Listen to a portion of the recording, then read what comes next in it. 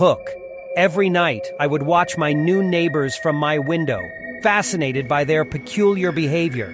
But little did I know that their dark secrets would soon entangle my life in a web of fear and paranoia, making me question if the terror unfolding before me was real or a product of my own imagination. Moving to a new neighborhood is always an adventure, but nothing could have prepared me for the peculiarities of my new neighbors. From the moment I laid eyes on the seemingly ordinary couple next door, an unnerving feeling gnawed at my gut, urging me to pay closer attention. It all began when I noticed the strange rituals they performed in their backyard every night. They would gather around a flickering fire, their silhouettes dancing in eerie unison as they chanted in hushed tones. A chill ran down my spine as I watched, the glow of their fire painting ominous shadows on the walls of my own home. One night, curiosity got the better of me, and I decided to approach them. As I stepped outside, the air seemed to thicken, and the shadows grew darker as if warning me to turn back. But I pressed on, drawn by an inexplicable force that demanded answers. The neighbors turned to face me, their eyes glinting like shards of ice in the moonlight.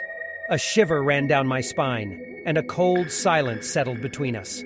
My heart pounded in my chest, and I hesitated, unsure if I should proceed. Just when I was about to retreat, the woman spoke in a hushed, haunting whisper. "You shouldn't be here," I stammered, trying to find the right words, but my voice faltered. Before I could respond, they turned away and resumed their cryptic ritual, leaving me standing there, feeling like an intruder in my own neighborhood. In the days that followed, I couldn't shake the feeling of being watched. It was as if the neighbors' eyes were constantly on me, observing my every move. Whenever I passed by their house, I caught fleeting glimpses of their pale faces peering through the curtains like spectral watchers guarding a forbidden secret. Sleep became elusive as my mind replayed their chilling rituals, and I became obsessed with uncovering the truth behind their peculiar behavior.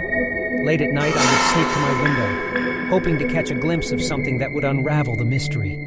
One evening, as I gazed through the curtains, I saw the couple carrying a small, ornate box into their backyard. They placed it at the center of their fire pit and began to chant in a language that sent shivers down my spine. In the dim light, I noticed a faint glow emanating from the box. It grew brighter with each passing moment until the whole backyard was bathed in an eerie radiance. The air crackled with energy, and I felt an overwhelming sense of dread wash over me. Suddenly, a gust of wind swept through their yard, extinguishing the fire and plunging the surroundings into darkness. The neighbors vanished from sight, leaving me to wonder if what I had witnessed was real or a figment of my imagination. The next morning, I mustered the courage to confront them again. As I approached, I noticed an unsettling change in their demeanor. Their once serene expressions were now etched with an aura of malevolence. Before I could speak, the woman raised a bony finger to her lips, signaling for me to keep silent.